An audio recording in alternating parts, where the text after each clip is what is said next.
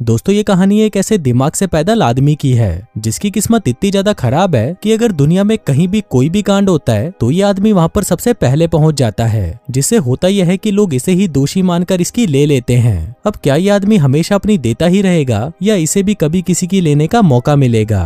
तो कहानी की शुरुआत एक पुलिस चीफ को दिखाते हुए होती है, जिससे कई सारे न्यूज रिपोर्टर्स एक सीरियल किलर के बारे में पूछ रहे थे जो सिर्फ औरतों का ही मर्डर करता था और निशानी के तौर पर उनकी कच्ची अपने पास रख लेता था। पुलिस चीफ कहता है कि चाहे कुछ भी हो जाए लेकिन मैं उस किलर को पकड़ कर रहूंगा। आगे हम मुन्ना जहरीला नाम के एक आदमी को देखते हैं जो कि दिमाग से बिल्कुल पैदल था और एक पार्टी में उल जलूल हरकतें कर रहा था। तभी वहाँ पर उसका बॉस आता है और उसे कुछ पुतलों को अंदर रखने को कहता है। इसी दौरान उसके पीछे एक खूबसूरत सी लड़की आकर बैठती है, जिसको देखकर बॉस कहता है कि ऐसी लड़कियां बहुत ही गिरी हुई होती हैं और किसी भी मर्द के सामने अपनी टांगे खोल लेती हैं। अब इससे पहले कि मुन्ना जहरीला उस हुस्न की परी को देखता, तभी उसकी जगह पर एक बुढ़िया आकर बैठ जाती है। मुन्ना जहरीला को लगता है कि शायद यही है जो आज उसके लिए घोड़ी बनने वाली है, इसलिए वो सबसे पहले अपने आधे अधूरे बाल संवारता है, जिसके बाद वो उसके सामने चूतियों वाली हरकतें करना शुरू कर देता है। उधर वो बूढ़ी औरत भी मुन्ना जहरीला के इरादे समझ चुकी थी, इसलिए वो वहाँ से उठकर चुपचाप निकल लेती है। मुन्ना जहरीला को लगता है कि शायद वो औरत उसे इशारे दे रही है, इसलिए वो भी उसके पीछे जाने लगता है।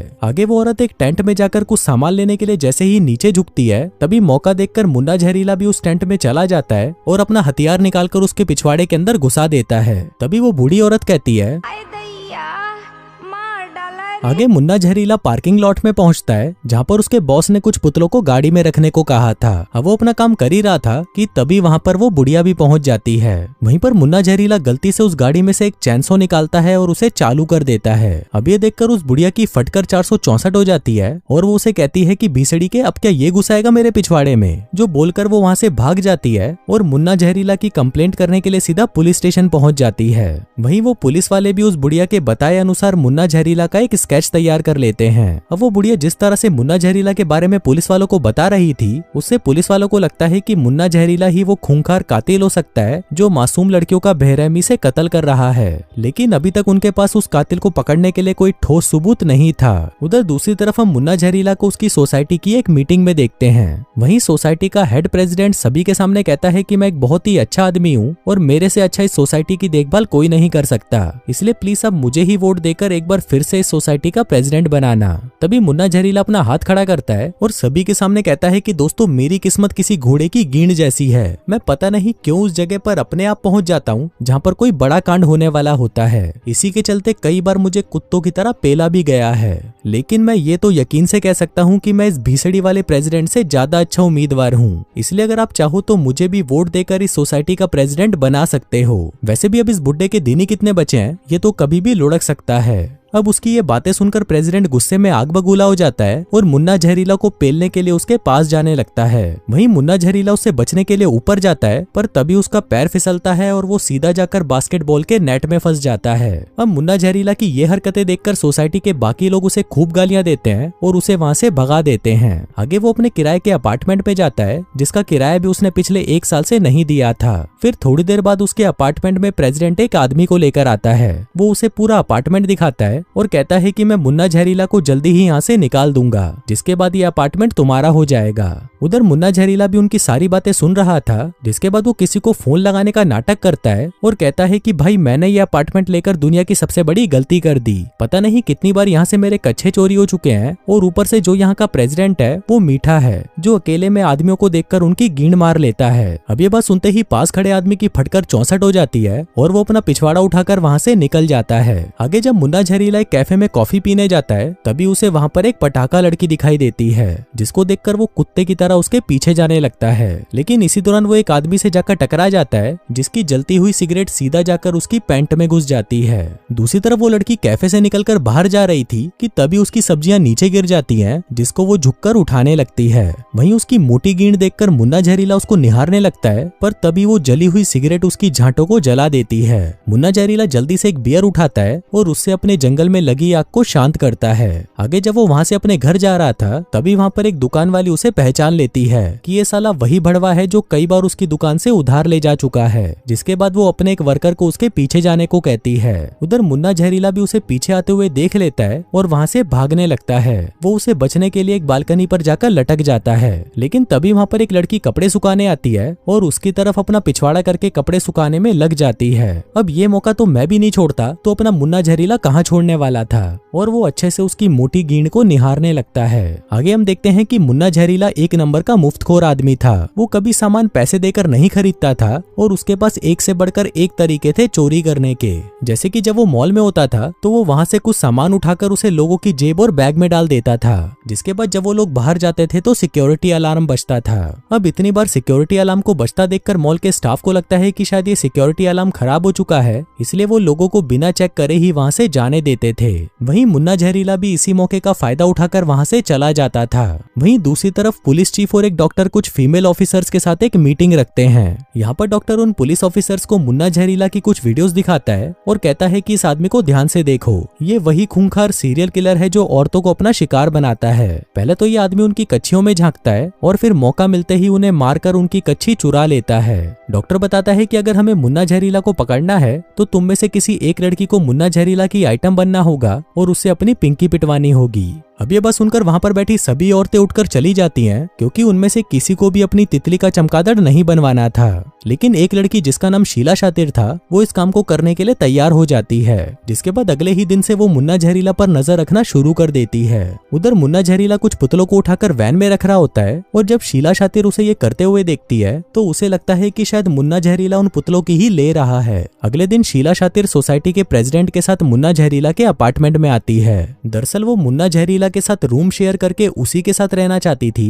ताकि वो उसके भयानक इरादों को समझ सके, लेकिन सोसाइटी का प्रेसिडेंट उसे मुन्ना जहरीला के साथ रहने से मना कर देता है और कहता है कि अगर तुम्हें रहना ही है तो मेरे साथ रहो, जो कहकर वो उसे बाहर ले जाता है। पर तभी मुन्ना जहरीला खिड़की से होकर बिल्डिंग के नीचे आता है और शीला शातिर से कहता है कि ये प्रेसिडेंट एक नंबर का भीसड़ी वाला है, वो तुम्हें यहाँ पर तो नहीं रहने देगा, लेकिन अगर तुम चुपके से रात को यहाँ पर आती हो तो मैं तुम्हें यहाँ पर रहने की जगह दे सकता हूँ। जिसको सुनकर शीला शातिर उसे तुरंत हाँ कर देती है। फिर रात को शीला शातिर मस्त माल बनकर मुन्ना जहरीला के पास पहुंच जाती है। मुन्ना जहरीला भी उसे पीछे के रास्ते से छुपते छुपाते अपने कमरे में ले जाने लगता है, लेकिन रास्ते में वो अपनी उल जलूल हरकतों से बाज नहीं आता। इससे परेशान होकर शीला शातिर अपने पर्स से बंदूक निकाल लेती है, क्योंकि उसे लग रहा था कि कहीं ये उसकी गींड ना मार दे, लेकिन मुन्ना जहरीला उसे कुछ नहीं करता। अगले दिन पुलिस चीफ और डॉक्टर शीला शातिर से मुन्ना जहरीला के बारे में पूछते हैं, जिस पर शीला शातिर कहती है कि वो तो एक नंबर का चूतिया आदमी है, लेकिन अजीब बात तो ये है कि उसने अभी तक मेरी लेने की कोशिश नहीं करी। अभी सुनकर वो दोनों से कहते हैं कि तुम अपने काम को ऐसे ही जारी रखना, ताकि जैसे ही मुन्ना जहरीला तुम्हें लपेटने की कोशिश करे तभी तुम उसे गिरफ्तार करके हमारे पास ले आओ। वहीं दूसरी तरफ हम मुन्ना जहरीला को देखते हैं, जो कि अपने बॉस को शीला शातिर के बारे में बता रहा था। कहता है कि सर, कल रात को मेरे घर पर एक लड़की आई है जो कि दिखने में एकदम सॉलिड माल है और वो दिन भर मेरा घोड़ा लेने के लिए तैयार रहती है। अभी सुनकर उसका बॉस कहता है कि ये लड़कियां होती ही ऐसी हैं, इनको बस हमारे घोड़ों की सवारी करनी होती है, जिसके बाद ये हमारा चूतिया काटकर चली जाती हैं, इसलिए तुम इनके सामने सख्ती से रहना। आगे मुन्ना जहरीला जब अपने घर पहुंचता है तभी वो देखता है कि शीला शातिर वहां पर पहले से ही होती है। वो मुन्ना जहरीला के पास आती है और उसे अपनी चूचियां दबाने को कहती है, जिसके बाद वो उसके सामने अपनी टांगे खोलकर बैठ जाती है और उसे अपनी जंगलों से भरी हुई गुफा दिखाती है। लेकिन अपना मुन्ना जहरीला उसकी इन सब चालों में नहीं फंसता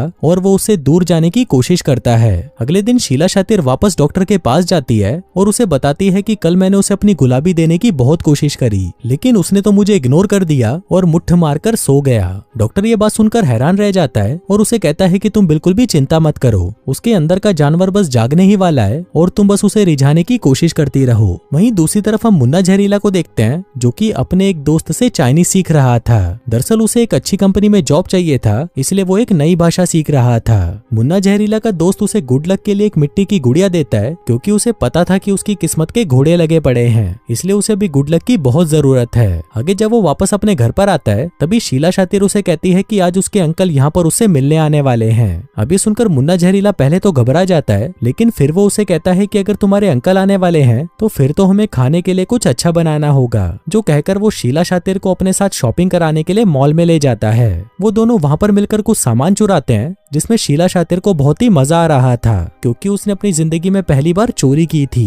यहाँ पर मुन्ना जहरीला के साथ समय बिताकर शीला शातिर भी समझ जाती है कि मुन्ना जहरीला कोई सीरियल किलर नहीं है। वहीं शाम होते ही डॉक्टर भी अपनी माशूका को लेकर मुन्ना जहरीला के घर पर पहुंच जाता है। यहाँ पर डॉक्टर की माशूका की फटी पड़ी थी क्योंकि उसे पता था कि मुन्ना जहरीला सिर्फ औरतों की जान लेता है। फिर घर के अंदर जाकर डॉक्टर शीला शातिर को मुन्ना जहरीला को पकड़ने का प्लान बताने लगता है और तब तक डॉक्टर की माशूका को मूत लग गया था तो वो मूतने के लिए संडास ढूंढ रही थी। लेकिन तभी अचानक पता नहीं कहां से मुन्ना जहरीला हाथों में चाकू लेकर उसके ऊपर गिर जाता है, जिसको देखकर उसकी फटकर चौबारा हो जाती है और वो वहीं पर बेहोश हो जाती है। तभी वहां पर डॉक्टर भी पहुंच जाता है और वो मुन्ना जहरीला का चेकअप करने लगता है। वो उसके पूरे शरीर में तारे लगाकर उसकी जांच करने लगता है। उधर मुन्ना जहरीला को कुछ समझ नहीं आ रहा था कि शीला शातिर के अंकल को ये हो क्या गया है। इसी दौरान वहां पर शीला शातिर भी पहुंच जाती है और मुन्ना जहरीला पर इतना अत्याचार होता देखकर वो डॉक्टर को ये सब करने से रोक देती है। उधर डॉक्टर की माशूका जब घर से निकल रही थी तभी अचानक वो एक खिड़की में फंस जाती है, लेकिन तभी वहां पर मुन्ना जहरीला भी पहुंच जाता है और वो उसे वहां से निकालने की कोशिश करने लगता है। लेकिन उस औरत को लगता है कि शायद मुन्ना जहरीला उसकी लेना चाहता है, इसलिए वो सीढ़ियों से गिरते पड़ते वहां से भाग जाती है। अगले दिन मुन्ना जहरीला एक कंपनी में जॉब इंटरव्यू देने जाता है, जहाँ पर वो देखता है कि बहुत सारे चाइनीज लोग उसका इंटरव्यू लेने के लिए वहां पर बैठे हैं। आगे वो लोग उससे चाइनीज में कुछ पूछने लगते हैं, लेकिन अपना मुन्ना जहरीला तो सिर्फ अभी तक थैंक यू बोलना ही सीखा था, इसलिए वो उनके सवालों के जवाब नहीं दे पाता, जिससे होता यह है कि उसे इंटरव्यू से धक्के देकर निकाल दिया जाता है।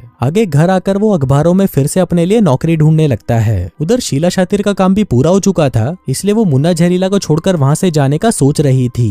लेकिन इसी दौरान वहां पर डॉक्टर आ जाता है और उसे एक बढ़िया सी ड्रेस देकर एक आखिरी बार मुन्ना जहरीला के सामने जाने को कहता है। दरअसल डॉक्टर को लग रहा था कि शीला शातिर को इस ड्रेस में देखकर मुन्ना जहरीला उस पर टूट पड़ेगा और डॉक्टर उसे रंगे हाथों पकड़ लेगा। लेकिन वही मुन्ना जहरीला शीला शातिर को हाथ तक नहीं लगाता और उसकी खूब तारीफ करता है, जिससे शीला शातिर को भी पूरा विश्वास हो जाता है कि मुन्ना जहरीला बेगुनाह है, इसलिए वो उसे वहां से छोड़कर चली जाती है। आगे मुन्ना जहरीला देखता है कि शीला शातिर उसके लिए एक टेप रिकॉर्डर छोड़कर गई थी, जिसमें वो उससे कहती है कि वो उसे प्यार करने लगी है। अब ये सुनते ही मुन्ना जहरीला उसके पीछे भागने लगता है। वो बाहर उसे ढूंढने लगता है, लेकिन वो उसे कहीं पर भी नहीं मिलती।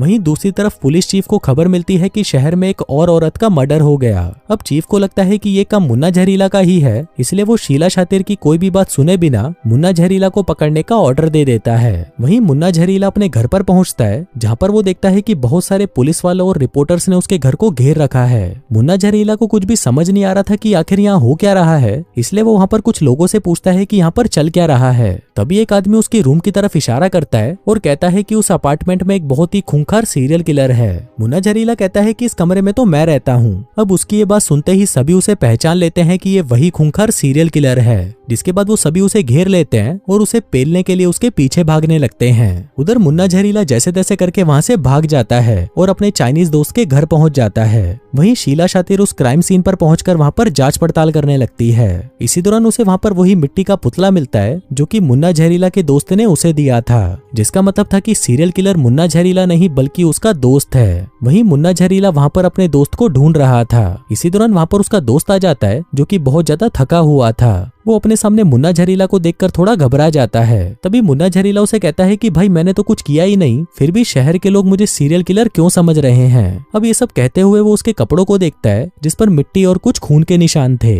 जिसको देखकर वो समझ जाता है कि यही भीसड़ी वाला सीरियल किलर है। अब क्योंकि उसकी सच्चाई मुन्ना जहरीला को पता चल चुकी थी, इसलिए वो मुन्ना जहरीला को भी मारने की कोशिश करता है। लेकिन तभी शीला शातिर वहां पर पुलिस फोर्स लेकर पहुंच जाती है और उस क्रिमिनल को अपने हिरासत में ले लेती है। अब क्योंकि मुन्ना जहरीला बेगुनाह साबित हो चुका था तो सभी लोग उससे माफी मांगते हैं। आगे हम मुन्ना जहरीला और शीला शातिर को साथ में देखते हैं जो कि एक कार के पीछे जाकर एक दूसरे को चूसने लगते हैं, जिसका मतलब था कि अब वो दोनों साथ आ चुके थे। और दोस्तों इसी के साथ ही ये कहानी यहीं खत्म हो जाती है।